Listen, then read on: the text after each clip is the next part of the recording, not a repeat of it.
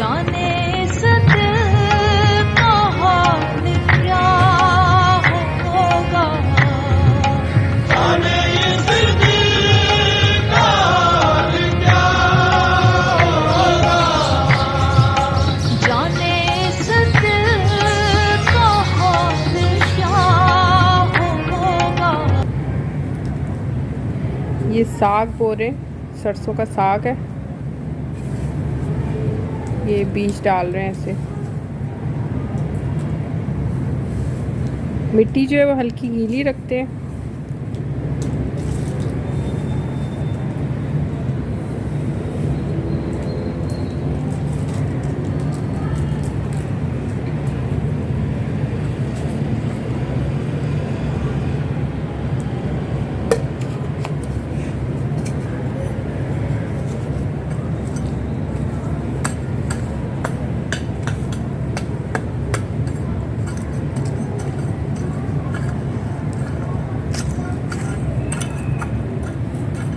इस तरफ शलजम लगाएं। ये वाला पोर्शन शलजम का है सारा, इतना पोर्शन। और यहाँ पे लगे सरसों का साग और साइडों पे अब खीरा लगेगा।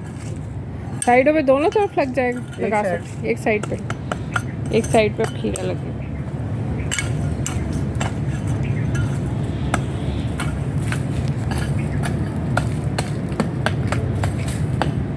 बीज डालने के बाद इस तरह आप इसको मिक्स कर लें। सारे मिट्टी के जो बड़े बड़े डेले हैं उनको तोड़ लेते हैं और ऐसे हाथ से आप मिक्स कर लें तो बीज जो है वो मिक्स हो जाएगा। इसमें अब दोबारा सरसों के बीज में पानी डालेंगे। हाँ, इसके ऊपर लगाएंगे, लेकिन शलजम के ऊपर पानी अभी नहीं डालेंगे। शलजम की मिट्टी जो शलजम में इस वाला जो एरिया है, इसमें जो शलजम के बीज लगाए हैं उसमें पानी नहीं डालना। शलजम को इतनी ज़रूरत नहीं होती पानी की। जब ज़रा बड़े साइज़ का हो जाता है तो फिर आप उसमें पानी डालें, लेकिन सरसों के बीज में अभी पानी पड़ेगा। बीज डाल दिए और अब हम थोड़ी देर बाद इसमें पानी डालेंगे। चलिए, अब ये हम साइड पे लगा रहे हैं खीरा।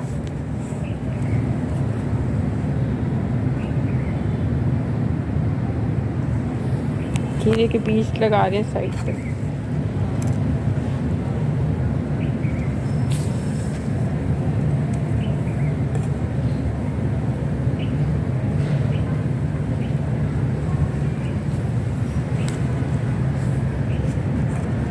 और ये खीरा लगता है सितंबर अक्टूबर में।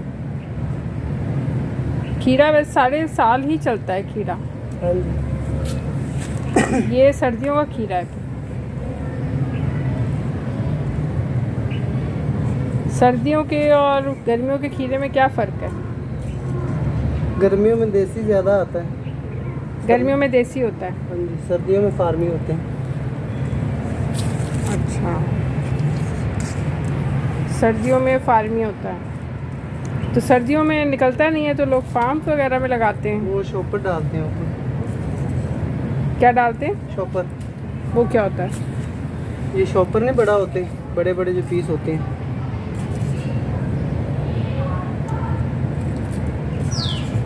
शॉपर कौन से होते हैं? ये प्लास्टिक वाला जो होता है वो जो।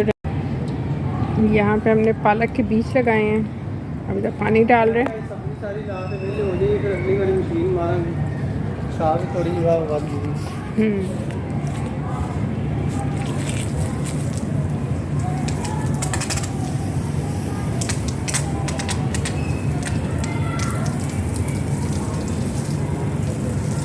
पूरे एरिया में पालक के बीज लगे हैं।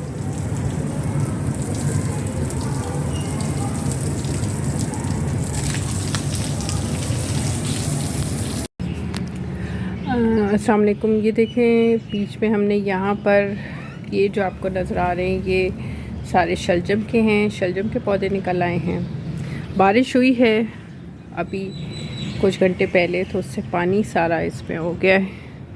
तो ये देखें, बीज बोए हुए कम से कम 15 दिन हो गए हैं और 15 दिन में ये शलजम के पौधे निकले हैं माशाल्लाह, छोटे छोटे।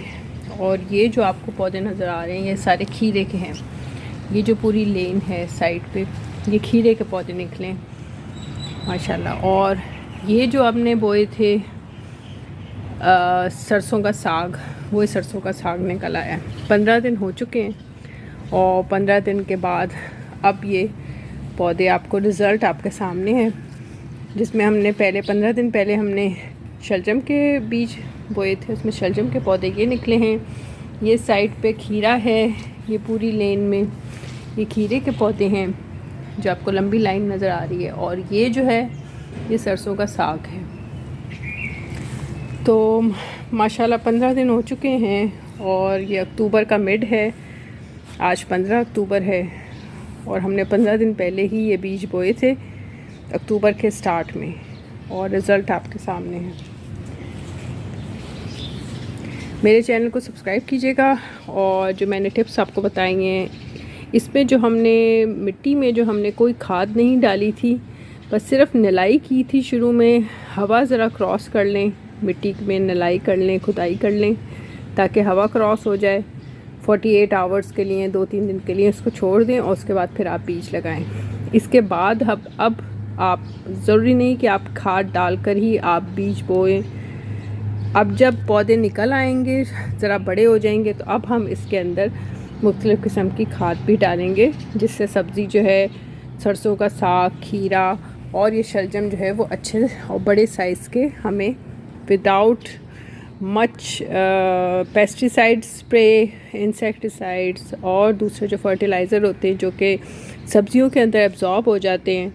मार्केट में जो सब्ज़ियां अवेलेबल हैं उसमें बहुत ज़्यादा स्प्रे होता है, तो उससे बचने के लिए आप अपने घर में ही सब्ज़ियां उगाएं ताकि आपको कम से कम स्प्रे का और इन चीज़ों का सामना करना पड़े। मेरे चैनल को सब्सक्राइब कीजिएगा और दुआओं में याद रखिएगा, और कमेंट अच्छा सा मुझे कमेंट ज़रूर दीजिएगा अगर मेरा चैनल आपको मेरी वीडियो पसंद आए।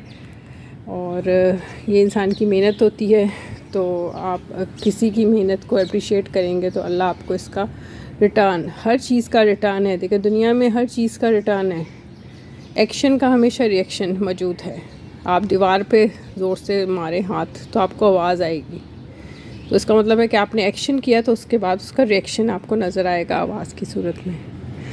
तो ये वो रिएक्शंस होते हैं जो कि अगर हम अच्छा एक्शन करेंगे तो हमें उसका रिटर्न भी अच्छा ही मिलेगा, और अगर बुरा करेंगे तो उसका रिटर्न भी हमें बुरे की सूरत में मिलेगा।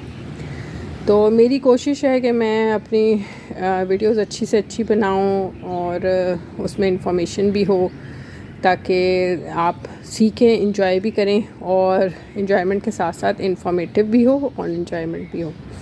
मेरे चैनल को सब्सक्राइब कीजिएगा, कमेंट दीजिएगा अच्छा सा, मुझे इजाज़त दीजिए, अल्लाह ने के बाद। जी अस्सलाम वालेकुम। ये मैंने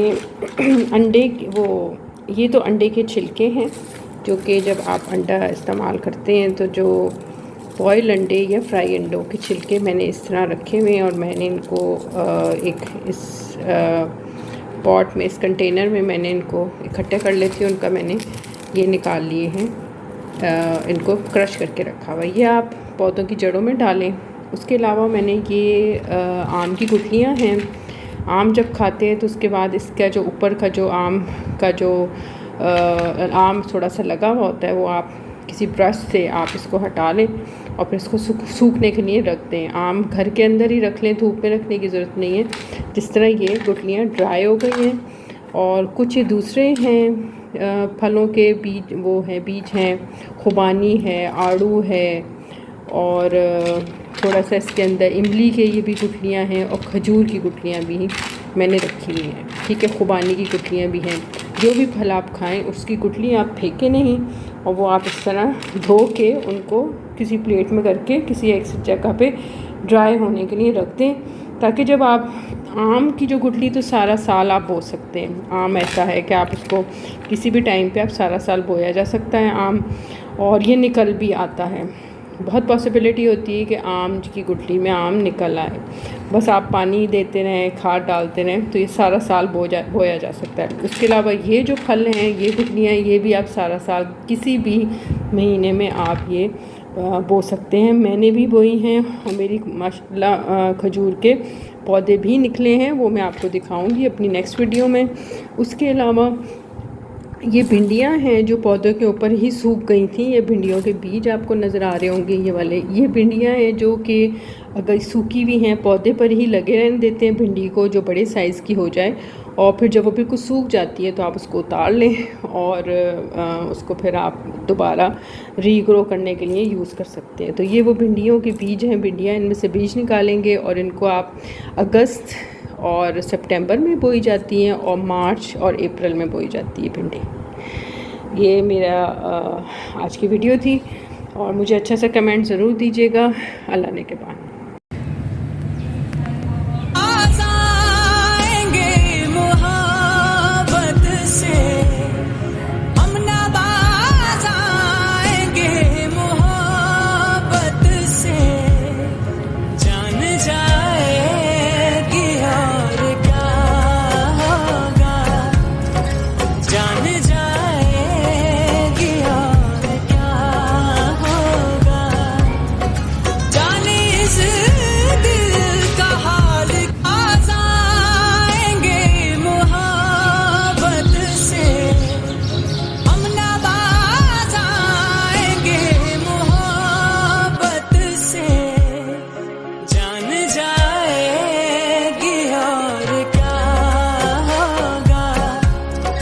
जान